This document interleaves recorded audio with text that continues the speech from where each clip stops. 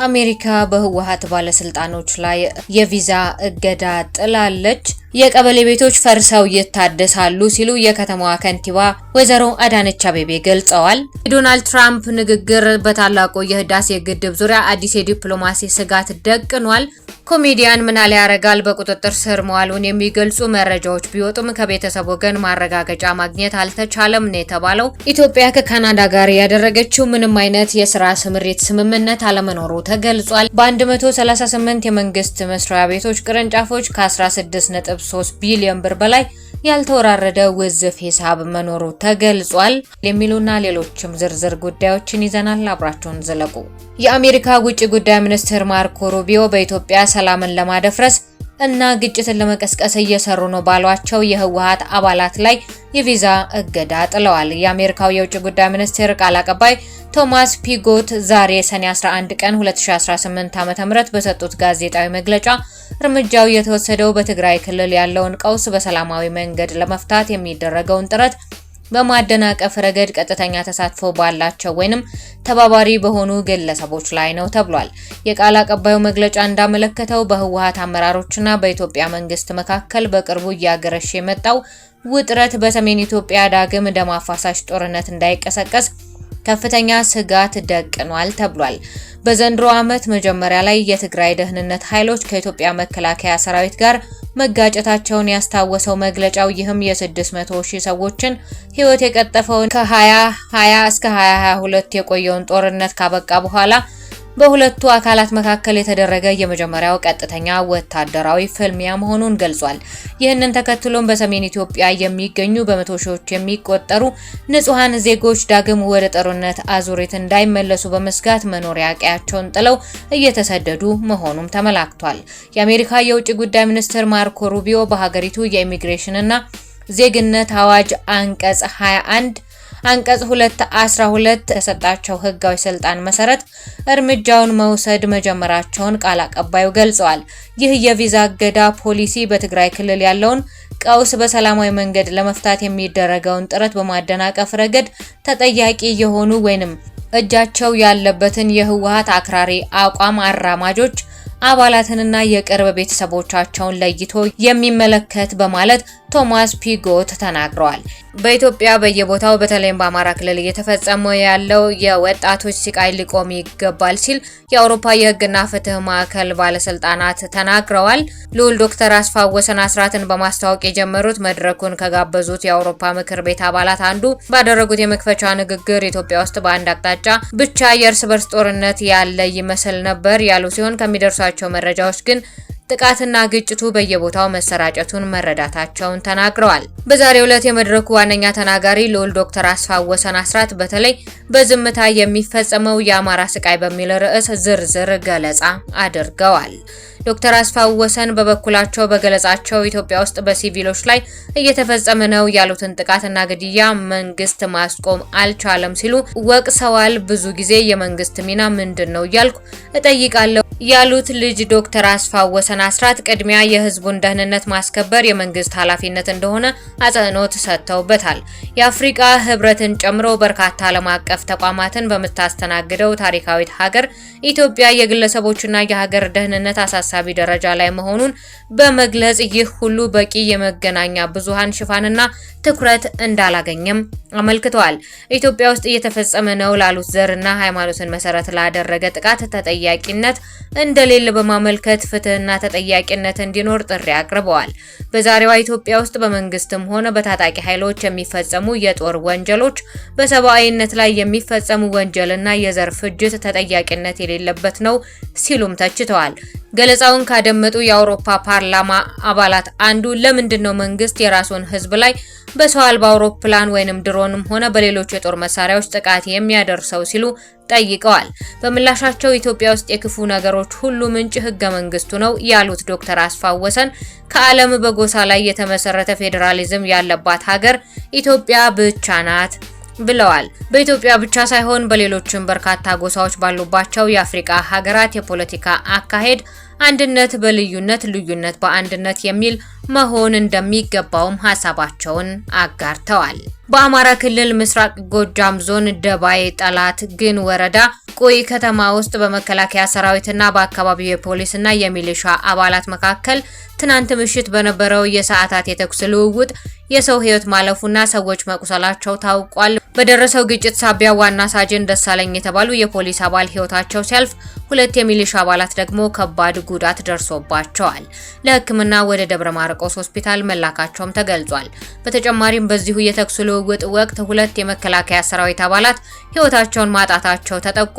የተኩስ ልውውጡ ሊቀሰቀስ የቻለው ከተለመደው የመንግስት የጸጥታ መዋቅር በተለየ አቋም በያዙ የሚሊሻና ፖሊስ አባላትና በመከላከያ ሰራዊት መካከል በተፈጠረ አለመግባባት መሆኑም ተነግሯል።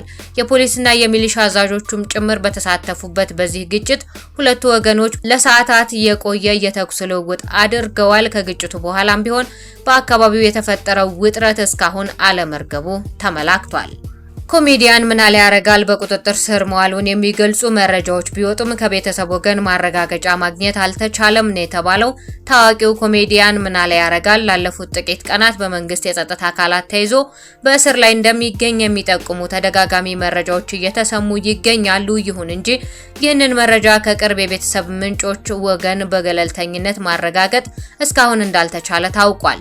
ኮሜዲያን ምናለ በቅርቡ ወቸው ጉድ በተሰኘው የፖድካስት ፕሮግራም ላይ በነበረው ቆይታ ለመንግስት ያለውን ትችት በግልጽ ማቅረቡ ይታወሳል። በወቅቱ በሰጠው አስተያየትም ብዙ ሰዎች ትታሰራለህ፣ ይገሉሃል፣ ወዘተ ይሉኛል። መንግስትኛን እየነካን እኛ እሱን ለመንካት ለምን እንፈራለን? ይህ ትውልድ መፍራት ካለበት ፈጣሪውን ብቻ ነው ማለቱ ይታወሳል። አክሎም እውነትን መሰረት አድርጎ ለሚሰራቸው ስራዎች ከመታሰርም ሆነ ከመሞት እንደማይፈራና ስራውን አጠናክሮ እንደሚቀጥልም ገልጾ ነበር። ከአንድ ወር ገደማ በፊት ደህንነቱን በጠየቁት ወገኖቹ ዘንድ ሰላም መሆኑን ገልጾ የነበረ ቢሆንም በአሁኑ ወቅት ግን ስልኩን የማይመልስና ምላሽ መስጠት የማይችልበት ሁኔታ ላይ እንደሚገኝ ተናግሯል ነው የተባለው። ጉዳዩን በተመለከተ ተጨማሪ መረጃዎችን ለማጣራት ጥረቶች እየተደረጉ ይገኛሉ ተብሏል። በትግራይ ክልል መምህራንና ቤተሰቦቻቸው በረሃብ ምክንያት እየሞቱ ነው ተብሏል። ትግራይ ክልል ውስጥ ለበርካታ ወራት የመምህራን ደሞዝ ባለመከፈሉ ምክንያት መምህራንና ቤተሰቦቻቸው በከፍተኛ የረሃብ ስቃይ ውስጥ እንደሚገኙና አንዳንዶችም እየሞቱ መሆኑ ተገልጿል። ይህም አስደንጋጭ እና አሳሳቢ ሁኔታ ነው ተብሏል። የትግራይ ክልል መምህራን ማህበር ዛሬ ለኢትዮጵያ መምህራን ማህበር በጻፈው አስቸኳይ ደብዳቤ እንደገለጸው በክልሉ የሚገኙ መምህራን ካለባቸው የኢኮኖሚ ቀውስ የተነሳ ከነቤተሰቦቻቸው በረሃብ እየተሰቃዩ በጽኑ እየታመሙና አልፎ አልፎም ህይወታቸው እያለፈ እንዳሉ ገልጿል። ማህበሩ በደብዳቤው ላይ በፖለቲከኞች መካከል በተፈጠረው አለመግባባትና የሐሳብ ልዩነት ምክንያት የመምህራን ደሞዝ ተይዞ መቆየቱን አጥብቆ የኮነነ ሲሆን ድርጊቱ የግፍና በታሪክ የሚያስወቅስ ተግባር ሲል ገልጾታል። የዶናልድ ትራምፕ ንግግር በታላቁ የህዳሴ ግድብ ዙሪያ አዲስ የዲፕሎማሲ ስጋት ደቅኗል። በፈረንሳይ ሀገር እየተካሄደ ከሚገኘው የቡድን 7 የመሪዎች ስብሰባ በተጓዳኝ የአሜሪካው ፕሬዝዳንት ዶናልድ ትራምፕ ከግብጽ አቻቸው አብዱል ፈታህ አልሲሲ ጋር ባደረጉት ውይይት በታላቁ የኢትዮጵያ ህዳሴ ግድብ ላይ የኢትዮጵያን ወገን በእጅጉ የሚያሳስብና አስደንጋጭ መግለጫ ሰጥተዋል።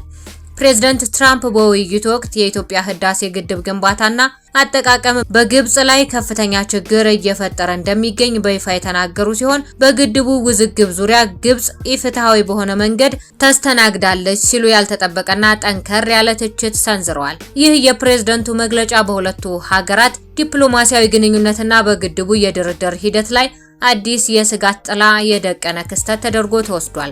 ፕሬዝዳንት ትራምፕ በግድቡ ዙሪያ ከተፈጠረው ውዝግብ ጀርባ ያለውን የግብጽን ቅሬታ ከፕሬዝዳንት አልሲሲ ጋር በጥልቅ እንደሚወያዩበት የገለጹ ሲሆን በሁለቱ ሀገራት መካከል የተፈጠረውን አለመግባባት ለመፍታት በድጋሚ የአሜሪካን ጣልቃ ገብነትና ጥረት እንደሚያደርጉም ጠቁመዋል። ፕሬዝዳንት ዶናልድ ትራምፕ በመጀመሪያ የስልጣን ዘመናቸው ወቅት በግድቡ ዙሪያ ያቀረቡትንና በግብጽ በኩል ተቀባይነት አግኝቶ በኢትዮጵያ ውድቅ የተደረገውን ረቂቅ የስምምነት ሰነድ ተከትሎ በአሁኑ ወቅት የወሰዱት ይህ ጠንካራና ወደ ግብጽ ያጋደለ አቋም በኢትዮጵያ ወገን ከፍተኛ የዲፕሎማሲ ድንጋጤን ሊፈጥር እንደሚችል የዘርፉ ተንታኞች እየገለጹ ይገኛሉ። የአዲስ አበባ ከተማ ከንቲባ አዳነች አቤቤ በከተማዋ የሚገኙ አንዳንድ የቀበሌ ቤቶች በአግባቡ ጥቅም ላይ እየዋሉ እንዳልሆነ ገልጸዋል። እነዚህ ይዞታዎች በተሻለ መልኩ ለልማት ማዋል የመኖሪያ ቤት እጥረትን በከፍተኛ ደረጃ ለመቅረፍ እንደሚያስችልም አስገንዝበዋል ተብሏል። ከንቲባዋ እንደገለጹት በከተማዋ ሰፊ ቦታ ላይ የሚያርፉ አሮጌ የቀበሌ ቤቶች በአግባቡ አለመያዛቸው የመሬት አጠቃቀም ላይ ፈተና ደቅኗል ብለዋል። አክለው ማህበረሰቡ በቤት እጦት እየተቸገረ ባለበት ሁኔታ አመራሩ ቪላ ቤቶችን መገንባቱ አላስፈላጊና ተገቢ ያልሆነ አሰራር መሆኑን በመጥቀስ አሳስበዋል። በመሆኑም እነዚህን ሰፋፊ ቦታዎች በዘመናዊ የመኖሪያ ልማት ፕሮጀክቶች መተካት እንደሚገባ የጠቆሙት ከንቲባዋ በትንሽ መሬት ላይ በርካታ ዜጎችን ማስተናገድ የሚችሉ የጋራ መኖሪያ ቤቶች ወይንም ኮንዶሚኒየም ቤቶችን መገንባት አማራጭ የሌለው መፍትሄ መሆኑን ገልጸዋል። በ138 የመንግስት መስሪያ ቤቶችና ቅርንጫፎቻቸው ከ16.3 ቢሊዮን ብር በላይ ያልተወራረደ ውዝፍ ሂሳብ መኖሩ ተገልጿል። የፌዴራል ዋና ኦዲተር መስሪያ ቤት የ2017 በጀት ዓመት የፋይናንሻል ህጋዊነትና ክዋኔ ኦዲት ባለ 65 ገጽ ሪፖርቱን ዛሬ ለፓርላማ አቅርቧል። ለውሎ አበል መጓጓዣና ስራ ማስኬጃ የተሰጡ ቅድሚያ ክፍያዎች ሰራተኛው ስራውን አጠናቆ ከተመለሰ በኋላ በ7 ቀናት ውስጥ መወራረድ ነበረባቸው ብሏል። ይሁንና በ138 የመንግስት መስሪያ ቤቶች እንዲሁም በ18 ቅርንጫፎቻቸው በወቅቱ ያልተወራረደ በጠቅላላው ከ16.3 ቢሊዮን ብር በላይ ውዝፍ ሂሳብ መኖሩ ተረጋግጧል። ነገር ግን ይህ ውዝፍ ሂሳብ ካለፈው ዓመት ከነበረው 32.9 ቢሊዮን ብር ጋር ሲነጻጸር በ50 በመቶ ቅናሽ አሳይቷል ተብሏል። የውዝፍ ተሰብሳቢ ሂሳቡ የእድሜ ቆይታ ምን ይመስላል የሚለው ሲዘረዘርም ከ1 ወር እስከ 1 ዓመት 4.6 ቢሊዮን ብር፣ ከ1 ዓመት እስከ 5 ዓመት 6.6 ቢሊዮን ብር፣ ከ5 ዓመት በላይ እስከ 10 ዓመት 4.8 ቢሊዮን ብር፣ ከ10 ዓመት በላይ 154 ሚሊዮን ብር፣ የቆይታ ጊዜው የማይታወቅ ደግሞ ከ5 ሚሊዮን ብር በላይ መገኘቱ ተገልጿል። ከፍተኛ ተሰብሳቢ ሂሳብ የተገኘባቸው ተቋማት ዝርዝር ውስጥ የተካተቱት ደግሞ የመጀመሪያው የጤና ሚኒስቴር 3.4 ቢሊዮን ብር፣ የዋቻሞ ዩኒቨርሲቲ 1.3 ቢሊዮን ብር፣ የከተማና መሰረተ ልማት ሚኒስቴር 982 ሚሊዮን ብር፣ የመስኖና ቆላማ አካባቢ ሚኒስቴር 958 ሚሊዮን ብር፣ የባህር ዳር ዩኒቨርሲቲ 926 ሚሊዮን ብር፣ የትምህርት ሚኒስቴር 762 ሚሊዮን ብር፣ የአደጋ ስጋት አመራር ኮሚሽን 648 ሚሊዮን ብር፣ የጎንደር ዩኒቨርሲቲ ደግሞ 593 ሚሊዮን ብር አለባቸው። ወራቤ ዩኒቨርሲቲ በግኝቱ መሰረት ሙሉ በሙሉ 100% እርምጃ ወስዷል ተብሏል። በተቃራኒው ትምህርት ሚኒስቴር ማስረጃ ያቀረበው ለ5.8 ሚሊዮን ብር ወይንም ለ1.3 ከመቶ ክፍያ ብቻ መሆኑም ተገልጿል። የኢትዮጵያ አየር መንገድ ግሩፕ ከሚያስተዳድራቸው ከአዲስ አበባ ቦሌ ዓለም አቀፍ ኤርፖርት በቀር የ22 ኤርፖርቶች መሪ ዕቅድ እንደሌላቸው የኦዲት መስሪያ ቤት ሪፖርት አሳይቷል። በኢትዮጵያ አየር መንገድ ግሩፕ የኤርፖርት መሰረተ ልማት ስራዎችና ኤሮኖቲካል ያልሆኑ ገቢዎች አፈጻጸም ውጤታማነትን በተመለከተ በተሰራ ኦዲት 22 ኤርፖርቶች መሪ ዕቅድ ወይንም ማስተር ፕላን እንደሌላቸው የኦዲት መስሪያ ቤት ሪፖርት ጠቅሷል።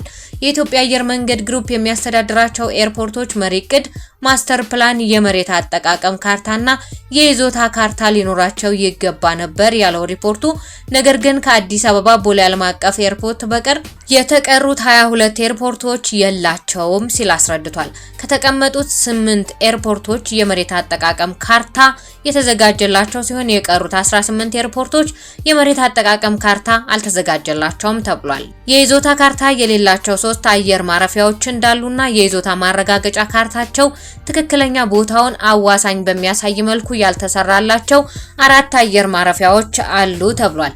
በአዲስ አበባ ቦሌ ዓለም አቀፍ ኤርፖርት በድሬዳዋና በአሶሳ ኤርፖርቶች ዙሪያ የሚገኝ እስከ 13 ኪሎ ሜትር ስፋት ያለው የመሬት አጠቃቀም ለአዕዋፋት መስህብ የተጋለጠ መሆኑንና ይህም ለበረራ ስጋት የሚፈጥር እንደሆነ ዛሬ ለፓርላማ የቀረበው ባለ 65 ገጽ የኦዲት መስሪያ ቤት ሪፖርት ጠቅሷል።